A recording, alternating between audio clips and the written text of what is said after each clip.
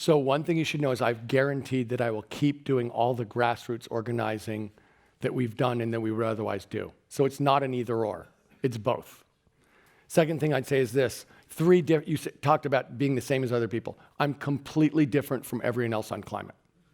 Completely different in my mind. There is no one else who's talking about actually taking steps on day one to declare a state of emergency.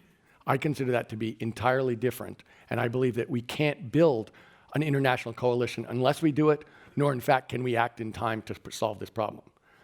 I think, how am I different from other people generically? I believe I'm an outsider. I believe I'm the person who's for 10 years been working in the political system as an outsider and had success beating corporations time and again.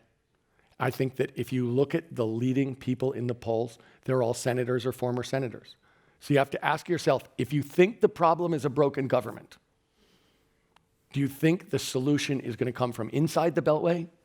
Or do you think the solution is going to come from the grassroots and from somebody who's been doing it for 10 years from the outside?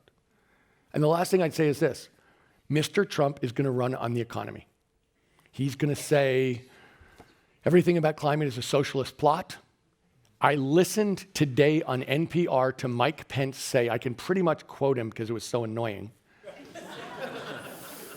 And this is pretty darn close to verbatim. I can honestly say that if any of the Democratic candidates are elected, they will undo all the progress that we've had in the economy over the last 2.5 years. It's almost a direct quote. That's what they're going to run on.